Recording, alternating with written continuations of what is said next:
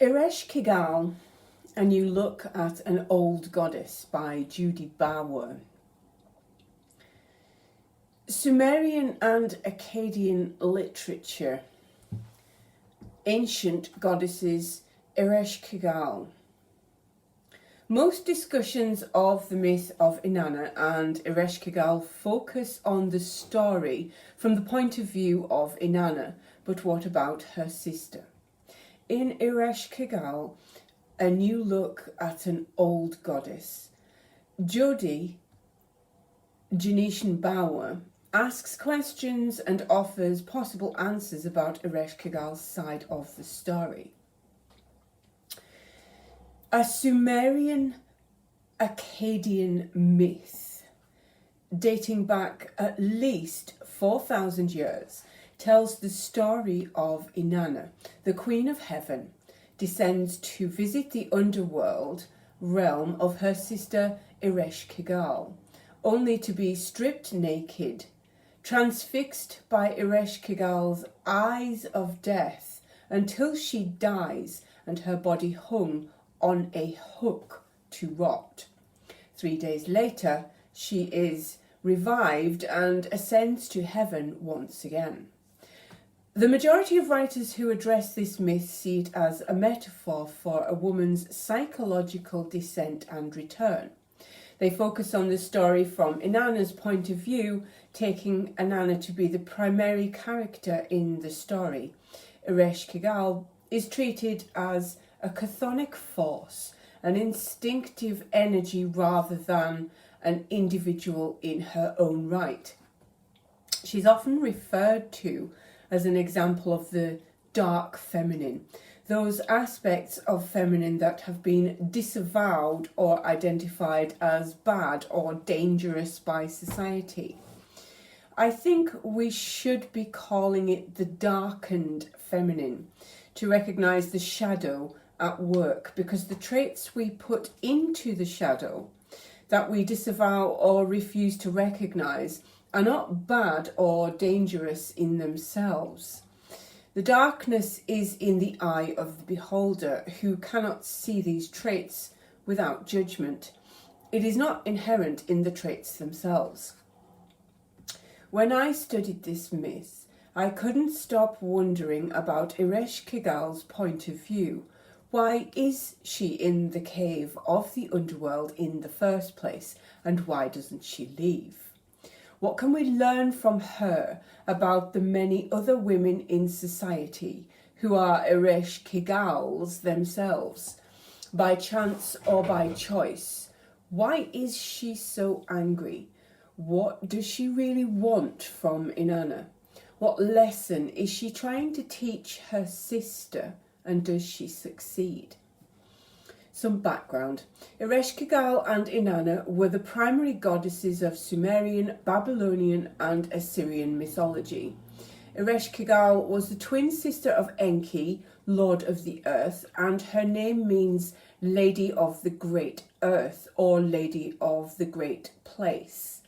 Inanna's name means Lady of Heaven. Ereshkigal's job is to pass judgment on the dead, for she is able to see with the eyes of death. There's a problem with the myths. We have access to that talk about those old goddesses. It's very likely that many of them were the local version of the goddess, the feminine aspect of the deity, and that back in the day each one was a complete archetype holding all the attributes of goddess in herself. Isis, Ishtar, Astarte, Aphrodite, Athena, etc. were all local variations of the same goddess. When cultures met or clashed or merged over time, each particular ethnic goddess, once the goddess got assigned one particular aspect of deity and thus became the goddess of love or of wisdom or of hearth or of grain or hunt, and so on. This cultural merging also explains why we have more than one origin myth for a particular goddess. In the case of Ereshkigal, there are several versions of how she became goddess of the underworld, Ereshkigal. In one, she always has been its queen and rules alone until the plague god Nergal is banished to Ereshkigal and becomes her husband. In another version, she is stolen away from the upper world and made queen of Ereshkigal against her will. She is abducted by Ker, a god who had the form of a great snake or dragon, and who also may be her brother, and given as wife to Nergal, who in this version was already presiding over Ereshkigal. One can see correspondences with the myth of Persephone, stolen away by her mother Demeter's brother, Hades, to the underworld, where she becomes his queen. So we don't really know if she wants to be there. We do know that, like Persephone in time, she comes to love her husband. When he is killed, her grief is great. Her sister Inanna makes the descent to attend the funeral, but dies when Ereshkigal looks at her with the eyes of death. Inanna is revived 3 days later when Ereshkigal's pain, not just her grief, but the pain of childbirth, for she is in labour, is assuaged by genderless beings who come to Inanna and sympathise with Ereshkigal. Mollified, Ereshkigal restores Inanna to life and lets her go. But there is a condition. Inanna must send her husband to be with Ereshkigal for half of the year. Again, we see echoes of the Persephone myth. In myths of underworld goddesses like Ereshkigal or powerful witches like Baba Yaga, we are told how to approach the avatar of the darkened feminine. Sylvia Brinton Pereira and Clarissa Pincola Este tell us that the key is to approach her with respect, not just for her, but for one's self as well.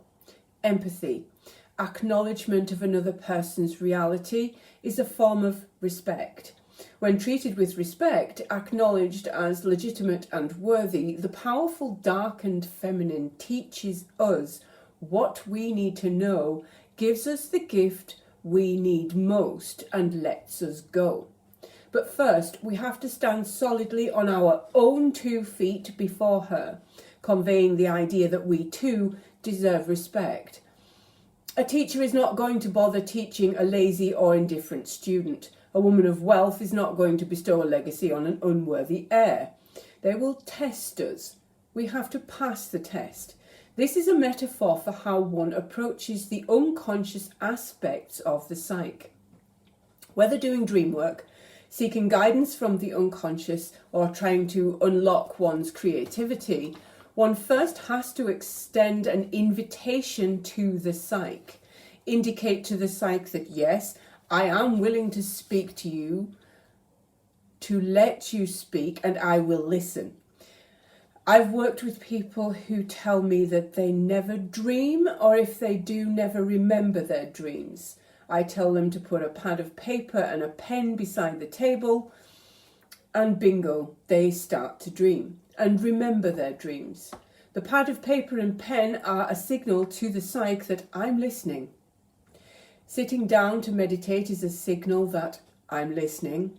All the books on writing tell you that the first step is to start writing.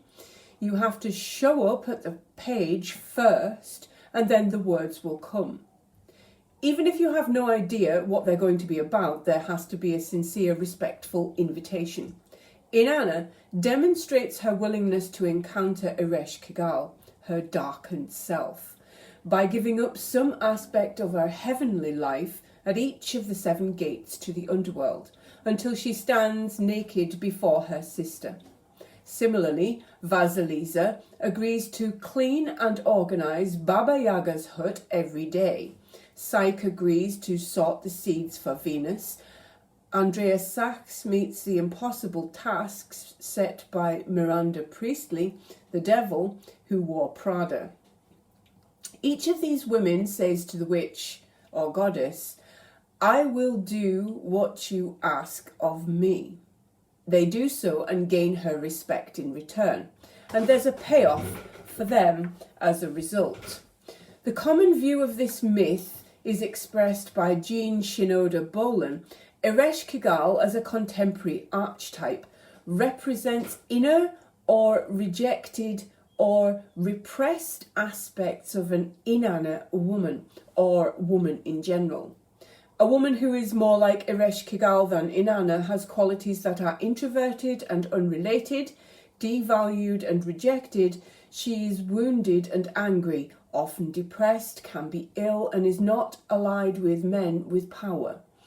Bolen thinks Ereshkigal's hatred for Inanna is a metaphor for the safe self-hatred that lies beneath the surface of Inanna women who have been shaped by the need to be acceptable.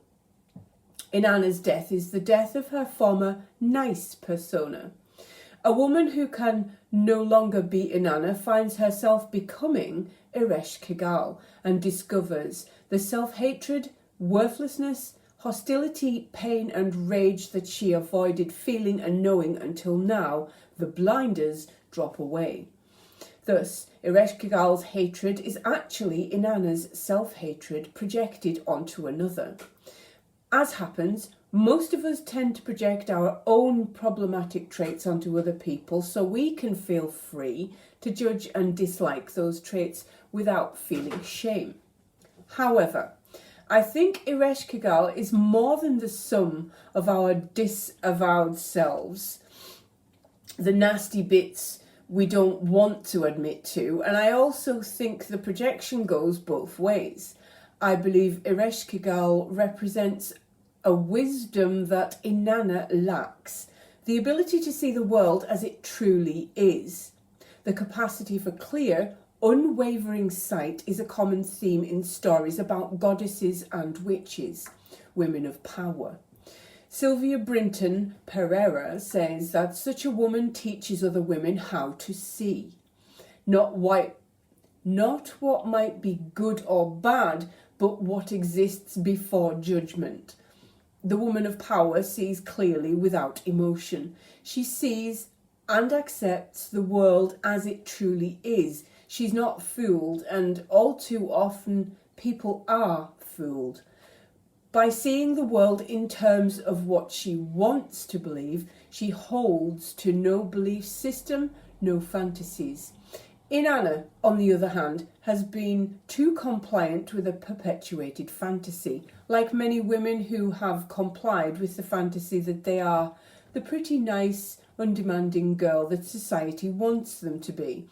Everything will be wonderful. Their knight in shining armour will come and sweep them away to the castle, where they will live happily ever after. Yet often these seemingly compliant women actually arrange, perhaps unconsciously, to be shocked awake, to see the truth. Estes sees this unconscious desire for honesty at work in the tales like that of Bluebeard, where the innocent young wife disobeys her husband's orders and unlocks the door to a room full of corpses, her predecessors. She doesn't want to be innocent anymore. I believe that Inanna is tired of the fantasy and wants to be awakened. What dies and rots away is her old, compliant, ignorant self, a gift only her sister, who lives with her eyes open all the time, can give her. Ereshkigal looks at Inanna with eyes that see the reality of Inanna's own life. And Inanna, seeing herself reflected in those eyes, can no longer be that person. Her old self dies so that she can be reborn. As Judy Grant says, Inanna acquires from her underworld death and rebirth the eye of death to balance her eye of life. When Inanna returns to heaven with this clear sight, she realizes that her supposedly devoted husband has not missed her in the least. Instead, he's attempted to claim her throne for himself. As noted, Inanna's gift from her sister has a price. She must send Dumuzi to the underworld for 6 months every year to be Ereshkigal's consort. Although we're told Inanna grieves each time he leaves, I suspect she also feels some satisfaction in making Dumuzi spend time down in the cave, and that he learns to respect her more as a result. So, we can view Inanna as representing the unawakened self, the ego that lies to us and says, don't look, don't see, pretend everything's okay. Then Ereshkigal becomes the wiser part of the self that refuses to pretend, that wants awareness, that can acknowledge and embrace and work with life as it really is. Ereshkigal knows that losing your virginity hurts, that childbirth hurts, that people die, that no matter how much we'd like to believe in life in a castle in the sky where it's always sunny, the truth is we all live at least part of the time in a cave, that we're not always free, that underneath even the finest clothes and jewellery we're all naked, and that we will die. Once we accept all these facts, we can relish life to the full. Yet respect for self also means not letting the unconscious rule us. We invite the psyche to share its wisdom, and often it's absolutely necessary wisdom, but we need to think of the inner voice as a backseat driver, who, while it may know more than we do about how to get to a certain place, should never drive the car. The conscious self can and should take advice from the unconscious psyche, but needs to guard against being possessed by an aspect of that psyche.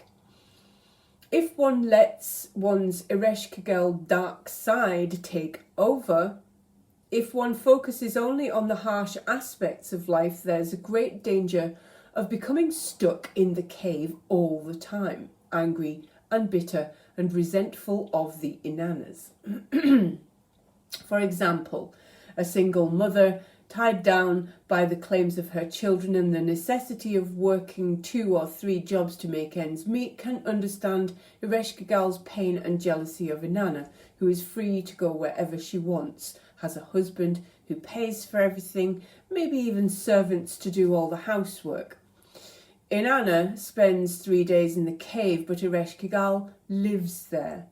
And there are many women who feel that they too are trapped forever in a life not of their choosing. It's terribly easy to project this anger onto other women by resenting them for having what we lack without deserving it, instead of realising that maybe we are the ones who think we don't deserve better, and that our lack of belief in our self-worth may be what's really keeping us in the cave. Ereshkigal may also be relevant to women who identify more with their so-called masculine aspects than their feminine ones. Therapist and writer Marion Woodman refers to such women only half in jest as Ereshkigals, because they tend to despise feminine women or see them as competitors. Even if they reign in their own domain as successful professionals or businesswomen, they may resent women who appear to have it all, without having to work for it. They may see women who seem able to entice men into taking care of them as manipulative and essentially lazy.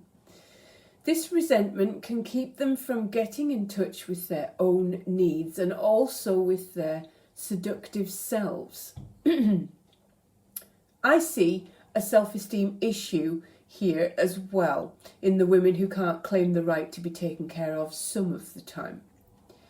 Looking at the story from Ereshkigal's viewpoint, Inanna may represent her lightened self, the side that isn't always down to earth and realistic, not just the side that believes she deserves to be catered to and taken care of, but the dreaming side, the visionary side, the imaginative side. Just as Inanna women comply with a fantasy, I think Ereshkigals can also get stuck in a worldview that keeps them trapped. A worldview that says, my life is hard and there is no way out of it. Yet there is a path out of the cave. Inanna was able to travel it both ways. Why doesn't Ereshkigal follow her? Does she see the opening, the stairway? What's stopping her from exploring the way out?